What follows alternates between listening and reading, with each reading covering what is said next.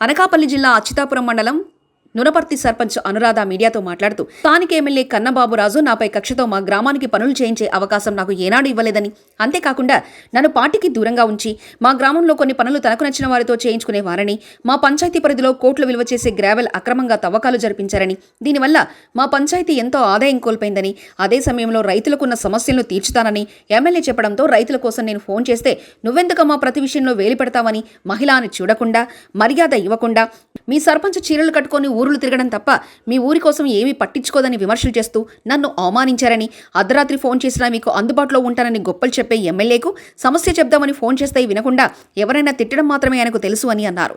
ఈ సమావేశంలో వార్డు సభ్యులు పెరినాయుడు, చుక్క కృష్ణ, నడింపల్లి కనకరాజు, కుండ్రపు చిన్నబాబు, పైల అప్పారావు, సిరపు రమణ తదితరులు పాల్గొన్నారు. అలాగే ఈరోజు ఈ మీడియాకి నేను తెలియపరచుకోవాల్సిన కొన్ని విషయాలు అయితే ఉన్నాయి. అందుకే మీడియా ముందుకు రావాల్సిన పరిస్థితి వచ్చింది. నిన్న కన్నబాబురాజు గారు మా గ్రామానికి వచ్చి ఆయన కొన్ని మాటలు అయితే చెప్పి వెళ్ళారు. ఆ మాటలు అవి నిన్న తప్పులన్నీ ఆయన చేసి ఆ తప్పులు నా మీద రుద్దడానికి ప్రయత్నించారు. అందులో భాగంగానే కన్నబాబురాజు గారు నా భర్త అయిన జోగినాయుడు గారు అంటే అతనికి అమితమైన ప్రియమిత్రుడు లాంటోడని మాటలు చెప్పారు. ఆ ప్రియమిత్రుడికి, ఆ వీరాభిమానికి ఆయన చేసిన మేలేంటో మరి నాకు ఒకసారి తెలియలేదు. ఆ వీరాభిమాని అయిన జోగినాయుడు గారికి మరి 7 లక్షలు బిల్లు రాకుండా చేయడం మరి ఆయన దృష్టిలో జోగినాయుడు గారికి చేసిన మేలే అని నేను అనుకుంటున్నాను. టీడీపీకి ఆయనతో పాటు రాలేదని ఒకే ఒక కారణం చేత ఆయనకి 7 లక్షల బిల్లు ఆపేశారు. ఆయన ఎంత బతిలాడినా సరే ఆనాడు ఆ బిల్లు ఇవ్వలేదు. అలాగే ఆ వీరాభిమానం అని చెప్పుకున్న జోగినాయుడు గారు భార్య అయిన నేను సర్పంచ్ అయిన అనురాధకి సర్పంచ్గా ఆయన నిలబెట్టారని చెప్తున్నారు. నిలబెట్టారు సరే, పగ్గాలు అయితే నా చేతికి ఇవ్వలేదు. ఆయనకి ఎంతో అనుచితుడైన వీఆర్ఓకి 2 సంవత్సరాలు అప్పచెప్పారు. తర్వాత ఎంపీటీసీ అని వెంకట్రావుకి 1 సంవత్సరం అప్పచెప్పారు. ఉన్న 1 సంవత్సరం సెక్రటరీ చూసుకుంటున్నాడు. ఏ రోజు కూడా పగ్గాలు ఫుల్గా నాకు ఏ రోజు కూడా నా చేతిలో పెట్టలేదు. అలాంటి పరిస్థితుల్లో నేను గ్రామానికి ఏమీ చేయలేదని చెప్పుకొస్తున్నారు. ఆయన పట్టించుకోలేదని చెప్తున్నారు. సరే, 1 సంవత్సరం నుంచి ఆవిడని దూరంగా పెడుతున్నానని చెప్తున్నారు. మరి 3 సంవత్సరాలు ఆయన మా గ్రామానికి ఏం చేశారు? 100 కోట్లు పైగా ఆయన గ్రావెల్ తవ్వుకున్నారు. నడింపెల్ది, నునపర్తిది కలిపి. ఆనాడు నాకు పక్క గ్రామమైన సర్పంచ్ గారికి ఫోన్ చేసి మీరు ఎలాగైనా రైతులను ఒప్పించి గ్రావెల్ ఒప్పించి మాకు గ్రావెల్ ఇవ్వాలని ఆయన కోరడం జరిగింది. అందులో భాగంగానే రైతులకి ఆయన మొక్కలు వేయిస్తానని, మట్టి ఫిల్లింగ్ చేయిస్తానని, ఆన్లైన్ లేకపోతే ఆన్లైన్ చేయిస్తానని, బోర్ వేయిస్తానని మాటిచ్చి రైతుల దగ్గర గ్రావెల్ తీసుకోవడం జరిగింది. నునపర్తిలోని నడింపెల్లో తవ్వినటువంటి గ్రావెల్కి ఏదైతే తవ్వారో దానికి ఎమ్మెల్యే గారు ఇచ్చిన మాట ప్రకారం నించోలేదని, మట్టి ఫిల్లింగ్ చేయడం కానీ, మొక్కలు ఇస్తానని మొక్కలు వేయించడం కానీ, లేదా బోరు తవ్విస్తానని, లేదా ఆన్లైన్ చేయిస్తానని ఏదైతే మాట ఇచ్చారో ఆ మాట ఎమ్మెల్యే గారు నిలబెట్టుకోకపోవడం వల్ల రైతులందరూ వచ్చి నా దగ్గర బాధపడ్డారు. అమ్మ ఇలా చేస్తానన్నారు, మరి ఈరోజు ఇలా చేయలేదు. సొంత డబ్బులు ఖర్చు పెట్టుకోవాలంటే ఇబ్బందిగా ఉంది. రాళ్ళు కూడా తీసుకొని ఇవ్వట్లేదు. ఎంఆర్ఓ కంప్లైంట్ ఇస్తే పట్టేస్తున్నారు. మరి ఇవన్నీ ఎమ్మెల్యే గారి దృష్టికి మీరు ఒకసారి తీసుకెళ్ళండి. అక్కడ ఉన్న లోకల్ నాయకులు అయితే మా చేయించారు కానీ ఎటువంటి మళ్ళీ తిరిగి ఎమ్మెల్యే గారికి చెప్పడం కానీ మా దానికి పరిష్కారం చేయడం కానీ జరగలేదన్నారు. అదే విషయాన్ని ఎమ్మెల్యే గారి దృష్టికి నేను తీసుకెళ్ళడం జరిగింది 2-3 సార్లు. అతను ఫస్ట్ సారి అయితే చేద్దాంలే చూద్దామన్నారు. అలాగే 2-3 సార్లు పదే అడగడం వల్ల ఆయన ఇసుకు చెంది నా మీద నువ్వు అన్నిటిలో కలుగు చేసుకుంటున్నావు, ఎందులో నువ్వు ఏలెట్టుకు నువ్వు ఎంతవరకు ఉండాలో అంతవరకు ఉండని పార్టీకి దూరంగా పెట్టి నన్ను ఇలా దూరంగా పెట్టి ఈరోజు పక్కన పెట్టాను 1 ఇయర్ నుంచి అని చెప్పుకోవడం జరిగింది. ఈ విషయం తెలియపరుచుకుంటున్నాను.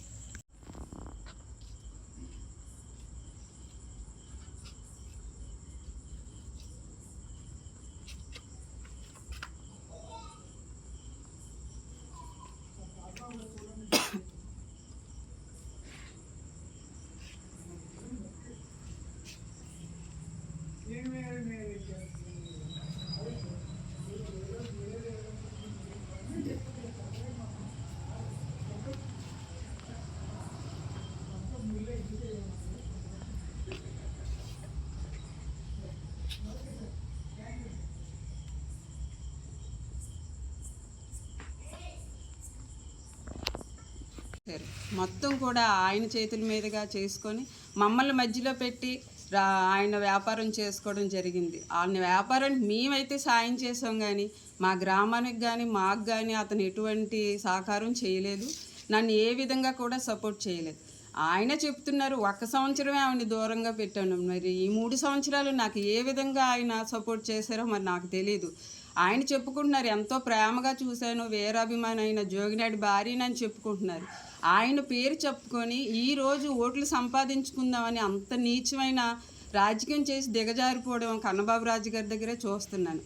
అనవసరంగా నేను చాలా సైలెంట్గా ఉన్నాను. వచ్చి ప్రతిసారి ఆయన ఏదో ఒక నన్ను అనడం, ఫోన్ చేస్తే తిట్టడం, ఇదేనా ఆయన స్త్రీలకు ఇచ్చే గౌరవం? ఇదేనా ఆయన స్త్రీలకు ఇచ్చే మర్యాద? ఇతన్ని చూసి ఎంతమంది నేర్చుకుంటారు ఇలాంటి స్త్రీలకు గౌరవం ఇవ్వకుండా మాట్లాడడం? అలాగే మొన్న 10 రోజుల క్రితం పంచాయతీలోకి వచ్చారు, ఏదో ఫంక్షన్కి వచ్చారు. ఆ పంచాయతీలోకి ఏ ఫంక్షన్కి వచ్చినా దేనికి వచ్చినా ఊళ్ళోకి వచ్చినా నాకు ఏ రోజు చెప్పలేదు. ఏ కార్యకర్త, నార్మల్ కార్యకర్త నాకు ఫోన్ చేసి చెప్పడమే, సార్ ఊళ్ళోకి వస్తున్నారని. అది విని నేను వెళ్ళడమే తప్ప ఆయన ఏ రోజు నన్ను సర్పంచ్గా ఆయన భావించలేదు. అంత చులకనగానే చూశారు. అయితే 10 రోజుల క్రితం అతను ఏ ఫంక్షన్కి వచ్చారు. ఆ ఫంక్షన్లో ఎవరో ప్రజలైతే కొన్ని సమస్యలు అయితే చెప్పుకోవడం జరిగింది.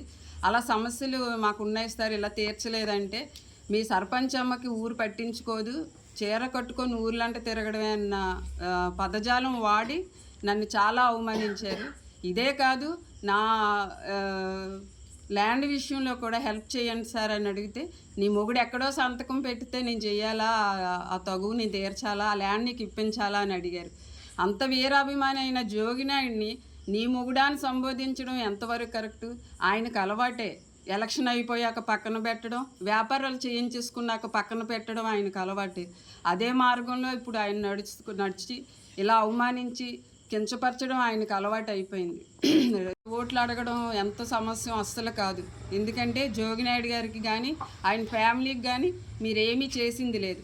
గ్రామంలో మీరు ₹1 కోటి పెడితే వచ్చిన 100 కోట్లు పైగా వచ్చిన లాభంలోని మీరు ₹1 కోటి పెడితే మాకు రోడ్లు, ఐతివనపాలెంకి వాటరు, జీపీ అగ్రహారానికి వాటరు, రోడ్లు అన్నీ వచ్చును. 5 సంవత్సరాలు తొక్కిసి ఎలక్షన్ ముందు 2 నెలలు బుజ్జగించేసి తీసుకెళ్ళిపోవచ్చు అన్న ధీమా అయిన నాయకుడిని మేము ఎవరూ కావాలని కోరుకోవట్లేదు. డబ్బు అదుపులో నోరు అదుపులో పెట్టుకోవాలి, డబ్బు పొదుపు చేసుకోవాలి. ఆ 2 ఉన్నాయని ఊర్ల మీదకి వచ్చి నోటుకొచ్చినట్టు మాట్లాడితే ఇక్కడ క్షమించడానికి ఎవరూ లేరు. ఏదైనా తప్పు ఉందంటే రండి, నా ముందు పెట్టండి, తీయండి. ఏం వాడాను పంచాయతీలోంచి, ఏం తీశాను, ఏం వాడాను, ఏం అన్యాయం జరిగింది కనుక్కోండి, చెయ్యండి. అంతేగాని వచ్చినప్పుడల్లా ఏదో ఒకటి అనేసి వెళ్ళడం మీకు సమంజసం కాదు. మీరు సరైన నాయకుడని కూడా అనిపించుకోరు. ఇంకా చాలా ఉన్నాయి, వీడియో వినడానికి కూడా సరిపోదు. అన్ని అగత్యాలు చేసింది ఆయన. అంతేగాని వచ్చినప్పుడల్లా ఫోన్ చేస్తే చాలు తిడతారు. దేనికి తిడతారు? ఆయన ఎందుకని తిట్టాలి? ఏదైనప్పుడు ఎవరైనా సరే చెప్తారు, ఎవరు ఎమ్మెల్యే గారు చెప్తారు, అర్ధరాత్రి అయినా నేను ఫోన్ చేసి మాట్లాడతానని. ఆ మ్యాటర్ ఏంటో వినండి, అక్కడ ఉన్న నాయకుడిని అడగండి. అడగకుండా ఫోన్ చేసి ఎవరో ఫోన్ చేశారని అర్థం లేకుండా ఫోన్ చేసి తిడితే ఆ సమస్యని చెప్పకుండా ఇద్దరి మధ్య అది కూర్చొని అడగకుండా సమస్య తీర్చుదామంటే అది తీరే సమస్యలు అయితే కాదు. ఎవరు దగ్గరుండి ఎవరైతే బాజాలు కొడతారో, ఎవరైతే సపోర్ట్ చేసి తప్పట్లు కొడతారో వాళ్ళందరికీ కూడా అలాంటి వాళ్ళకే మేము సపోర్ట్ చేస్తామని కన్నబాబు రాజు గారు అంటే, అలాంటి వాటికి మేమైతే చెయ్యము.